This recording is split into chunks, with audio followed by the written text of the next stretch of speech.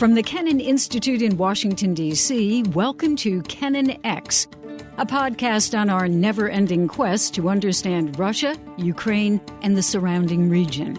I'm your host, Jill Dougherty. If there's an international boogeyman, George Soros is it.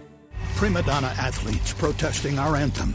Left-wing mobs paid to riot in the streets. Billionaire George Soros bankrolls the resistance. From this 2018 National Republican Congressional Committee ad that ran in Minnesota, to this Russian expose that claims Soros is part of a CIA plot, stoking wars, financial crises, and color revolutions.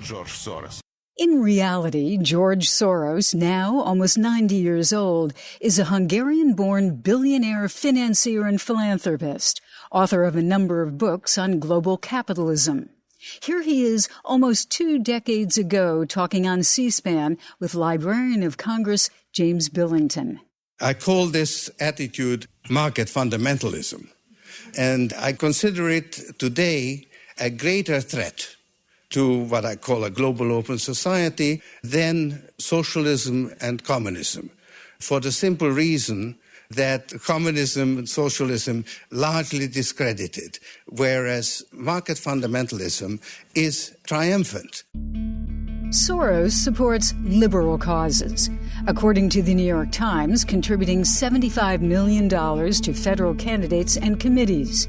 He's given his Open Society Foundations, with a self-described mission of promoting democracy and human rights in the United States and around the world, $32 billion. Far-right conspiracy theorists have blamed Soros for the COVID-19 pandemic and accused him of funding Antifa and the Black Lives Matter movement. He's even had a pipe bomb delivered to his house. Donald Trump, in his final 2016 Argument for America campaign ad, featured Soros and 2 other prominent Jewish financial leaders. For those who control the levers of power in Washington and for the global special interest, they partner with these people that don't have your good in mind. His identity is such that you can kind of project whatever your prejudice is onto him. Journalist Emily Tamkin has just published a book on George Soros. She's a Russia hand with a BA in Russian literature from Columbia and a master's from Oxford in Russian and East European studies. Her book is called The Influence of Soros: Politics, Power, and the Struggle for an Open Society. So he's Hungarian, which means in Slovakia or Romania, where Hungarian is the minority with which there's some tension, that's kind of like, oh, that's suspicious. He works in finance, so that's suspicious. He's Jewish, so that's suspicious. And then for some people, he doesn't embrace his Judaism enough, and so that makes him suspicious. So whatever preconceived notion or prejudice or hatred you're carrying around, you can find something about Soros to dislike or latch onto that you can use to justify, to make the conspiracy theory believable. Because he gives philanthropically through open society and politically not through open society to liberal and progressive causes, he ends up supporting minorities, immigrants. And so what you can do with the Soros conspiracy theory, because he's given money to all these different groups, is to delegitimize them, to say, oh, well, he's paying for the protests, or, oh, he's bringing in the migrants and asylum seekers. And so a Soros conspiracy theory, you can take a grain of truth or a grain of some funding that was given somewhere and use it to delegitimize, vilify, and further marginalize these already marginalized groups. Could we examine the history of how Russia has used George Soros and his image? Because I guess, does it go back to the Soviet days? So his philanthropic work didn't start out in the Soviet Union, but he did eventually make it to Russia, and in the early 90s gave just tremendous amounts of money to scientists and to making sure that there was the right technology, to trying to produce textbooks. He also gave tremendous amounts of money to Yeltsin to try to keep the Russian economy afloat. So to say that he has somehow tried to undermine Russia or Russian development is certainly unfair and untrue. So did he have unfortunate entanglements with certain figures in Russia during his foundation's work there? Yes, he did. At one point, they found that somebody in the foundation in Russia had been conducting themselves financially improperly and had to get rid of them. But it was really in the Putin years that the conspiracy theories about Soros and Russia picked up. And in 2015, Open Society was pushed out. In my opinion, this is in part because Soros has given money to foster free thinking, scientific-based thinking, and intellectual work in Russia. And in part, it's because of his work in the former Soviet space, in Georgia, in Ukraine, and giving money to countries. He would say that it's to make sure that these countries can be independent and democratic and free and open. I think that Putin would and has said that he's funding revolutions or that he's backing power transfers and that he's trying to move them away from Russia. I think the interesting part about this right now is that in addition to what is happening with his image in Russia, George Soros is now part of, let's say, the environment of conservative or maybe ultra-conservative websites in the United States. So how did he make that leap? Because it feels to me that people who are tweeting about him or Facebooking or whatever may not even know who he is, but his name now is so symbolic. How did that happen? Well, Soros conspiracy theories have been around for decades. You see them in Central and Eastern Europe throughout the 90s, whenever a more liberal-leaning figure came to power. But they really pick up steam in the United States at first around the 2004 election, when Soros becomes a political donor and is trying to get George W. Bush out of office. Then you have people like Dennis Hastert saying that Soros is smuggling drugs. You have Fox News railing against George Soros.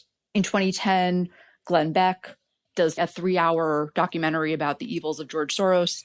The kind of Soros conspiracy theories that we have now really pick up in 2015 after the Syrian refugee migration crisis. I think the version that we're seeing now originates in Hungary, in part through the work of people like Arthur Finkelstein and Connie Mack. So in some cases, you're saying, well, why do we hear the same lines about Soros in the United States and in Hungary? And in some cases, it's because there are American actors going back and forth between these two countries. So when we have Fiona Hill very recently being smeared as a Soros stooge in the National Security Council, reportedly, that was reportedly the work of Connie Mack, who's a Hungarian government lobbyist. In some cases, you can trace the person who's bringing it back and forth. But I think more generally, what we have starting in 2015 and 2016 in some cases is that you have world leaders who are comfortable promoting these conspiracy theories. So why is it off of these fringe websites and onto the front page? Well, because you have the most powerful people in countries around the world who are repeating this disinformation. If you look at disinformation and the use of these conspiracy theories, how do they spread? I'd be interested just kind of in general. Is it because people are on Facebook and social media, or is there an ecosystem for how they do spread? I mean, there's certainly an ecosystem for how things spread online. I think social media certainly helps because you have Facebook posts and you have Twitter posts. Twitter is just now coming to regulate some of what's posted. Facebook is still very hesitant to do that. I also think it's important to note that in the United States, we'll have the government push back against Russian outlets and Chinese outlets. But a lot of these conspiracy theories, I personally think, find a wider audience on certain American media channels. So they're sort of passed around on the internet, but I don't want to discount the role that traditional conservative American media has in sharing these conspiracy theories, some of which, yes, originated in Russia, but I think have found fertile domestic ground here. Conspiracy theories, of course, have existed for hundreds or even thousands of years. But I'd like to try out a theory on you, which has to do with the internet. It goes like this, that the world now, because of the internet and all of the information that we have surrounding us, is a very confusing place.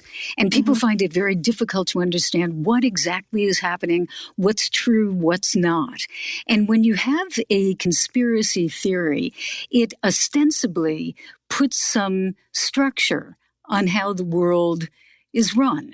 George Soros and others like him are behind the scenes, kind of like the Wizard of Oz, pulling the levers and changing things. And according to this theory, it gives people an idea that they get it. Now they understand how the world works. What do you think of that? I buy into your theory. I'm a journalist, and people often talk about the old days when there were 3 TV channels and you got your news from there. And now there's much more of an onus both on media companies to distinguish what they're reporting as factual and convince. I don't mean to suggest that if the readers don't believe us, that that's the fault of the readers. However, I do think that there is more of an onus on the average person going through their day to separate the wheat from the chaff and to try to determine what's true and what's not. So to your point, if you have kind of a bedtime story that you can tell yourself that will convince you that you already know what's true and what's not, I can see how that would be comforting for some people, particularly because, not to be like in these uncertain times, because what times aren't uncertain, but with the pandemic and with the protests against police brutality and systemic violence, I think it's horrible to say that George Soros is behind this or profiting from it. But I can understand why people would want to believe that, oh, well, the reason that people are telling me about this virus that's so dangerous and the reason that there's upheaval in the streets, it's all because of this one guy. It's not about some disease. It's not about shifting societal patterns or people trying to get accountability. It's just about George Soros. I can understand why people would cling to that. Mm-hmm. Now, on your book, The Influence of Soros, Politics, Power, and the Struggle for Open Society, how did you structure it? What are you trying to find out about Soros? Do you have a theory? So the book tries to do 3 things. The first is that it tries to assess what the influence of Soros actually is, because he has done a tremendous amount in politics, in philanthropy, and in finance. The second is that it tries to separate that influence out from the conspiracy theory and ask why his influence is so attractive to conspiracy theorists, some of whom are fringe figures, but some of whom, as we've discussed, run entire countries. And then finally, it asks whether if a society is really going to be an open society where we all can take part in discussion and debate, whether we can have an open society and also have somebody who has as much influence as Soros. So it's divided into 9 chapters of 9 episodes of influence. And I say in the introduction that he's done so much that somebody else could have written this book and chosen 9 completely different things to focus on. But I have picked the things that I think, or the moments in his life, the adventures, the expeditions, etc., that I think best evidence what his influence actually was and is. Fascinating idea.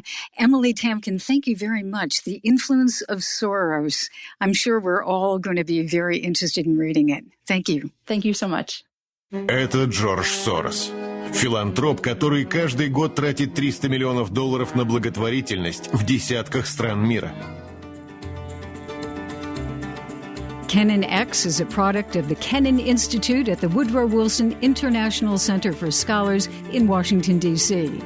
It's the Wilson Center's oldest program, founded in 1974 by George F. Kennan, American statesman, James Billington, historian and former Librarian of Congress, and historian S. Frederick Starr. Inspired by them, the Kennan Institute's mission is to improve America's understanding of Russia and the wider region. Thanks for listening.